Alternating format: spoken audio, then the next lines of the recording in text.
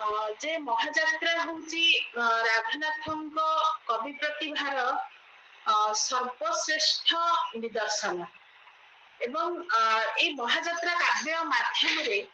आम राधानाथ प्रतिभार चरम उत्कर्ष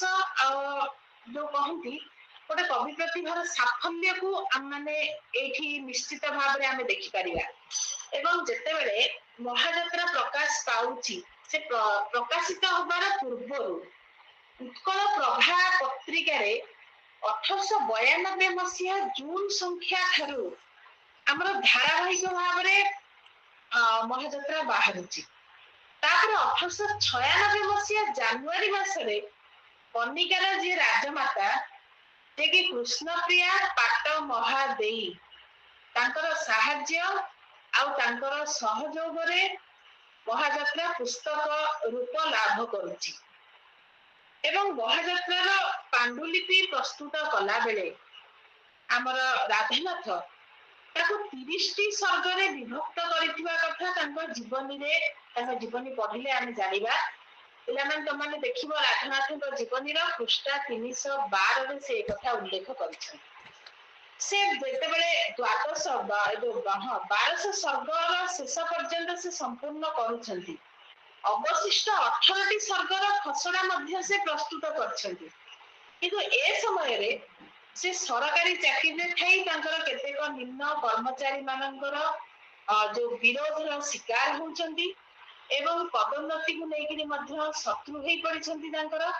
एवं से माने राधानाथ महाजात्रार कियदंश आ शिवाजी उत्साह वाक्य को से सरकार विरोधी बोली मंतव्य देइछंती जहा फल कौन ना गवर्नमेंट से समय रे से आपत्तिजनक अंश को महाजात्रा उठे देवा प्रयास करछंती एवं द्वितीय संस्करण प्रकाश करने सकाशे से राधानाथ को गोटे गोपनीय चिठी से माने लिखिछंती एवं शिवाजी उत्साह वाक्य कविता बली उठाई देवा सकाशे से लिखि नांती किंतु जुलाई 17 तारीख 1899 साल नवेम्बर शेष पर्यंत प्राय 4.5 मास राधानाथ सहित माने से समय सरकार जो गोपनीय पत्र व्यवहार चलीथिला सेथिरे राधानाथ को अतिरिक्त मात्रा से व्यस्त हो पड़ती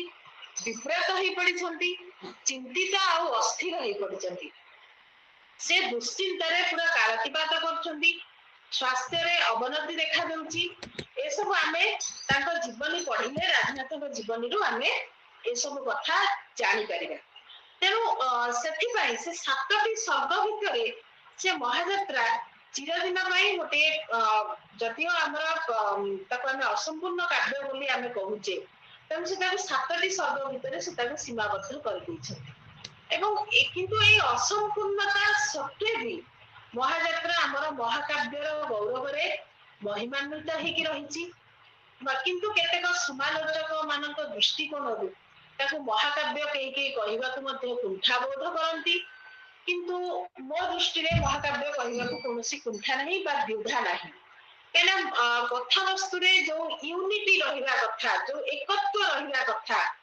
बा जो समग्रत्व रहिबा कथा बा जो महत्व बा सब्लिमिटी रहिबा दरकार से सब गुड़िक महाजात्रा भितरे भरपूर हेकि रहिछि आमे जदि विश्वनाथ कविराजंकर महाकाव्यर लक्षण निर्देश को आमे जदि टिके आलोचना भितर को आनिबा जोटा से साहित्य दर्पण रे लिखुचंती जे सर्वबंधु महाकाव्य आमर आदौ नमस्क्रिया सेवा क्वचित खळा दिना इत्यादि जहाँ जहाँ से कहिचंती बा महाकाव्य संपर्कित आमर प्राच्य तत्व को आमे जदि जिबा ताकू विचार को लेकिरी आमर मधुसूदन राव महाजात्रा काव्यर मुखबंध रे जहाँ लिखिचंती से मुखबंधटी मध्य पिला माने तमने जानिबा दरकार से सेठी लिखुचंती जे महाजात्रा आधुनिक उत्कल साहित्यर प्रथम महाकाव्य बोली से कहउचंती एवं यूरोपीय माने महाकाव्य को एपिक नाम रे अभिहित करंती यूरोपीय एपिक आ संस्कृत महाकाव्य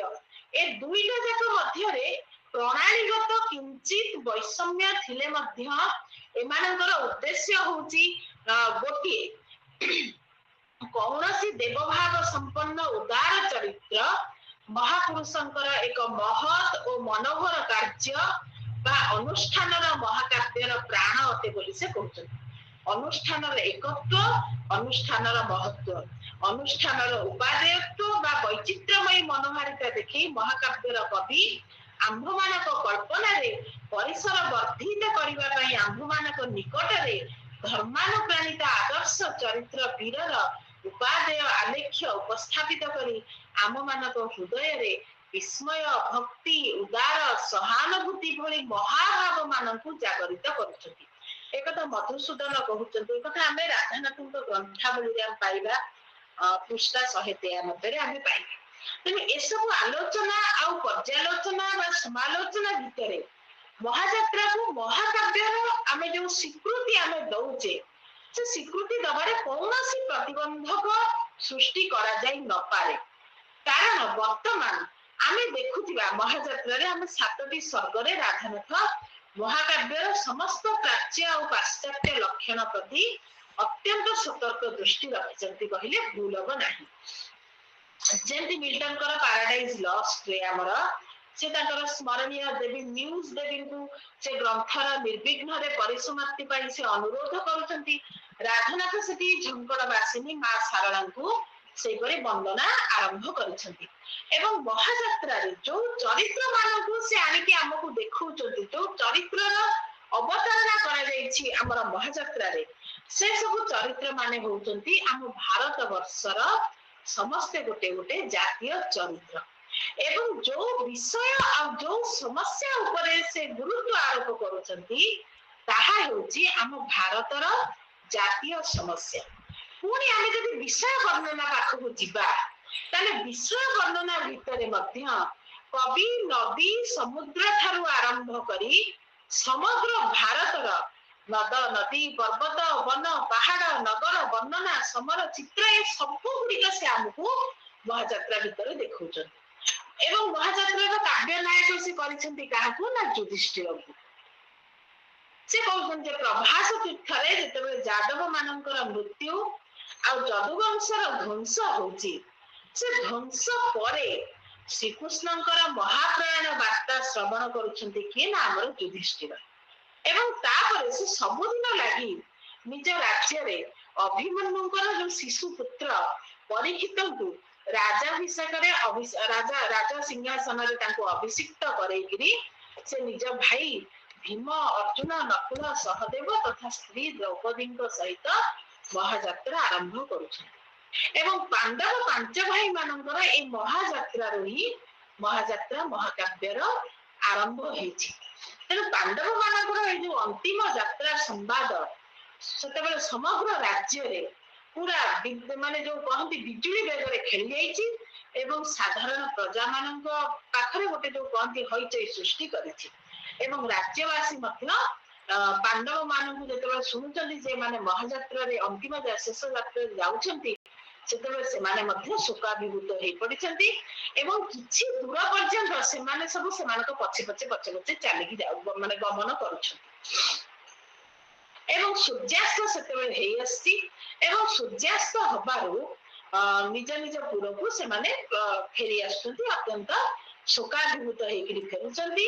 ଏବଂ ସବୁଦିନ ପାଇଁ ଏ ପୃଥିବୀ ପୃଷ୍ଠରୁ ଧର୍ମର ହେଇଛି ମହାଯାତ୍ରା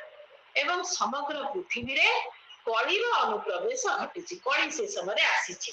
ଏବଂ ଏ ପ୍ରସଙ୍ଗଟିକୁ କବି ମହାଯାତ୍ରାର 4ର୍ଥ ସର୍ଗରେ ଅତି ବିସ୍ତୃତ ଭାବରେ ବର୍ଣ୍ଣନା କରିଛନ୍ତି। ଏବଂ କଳି ସହିତ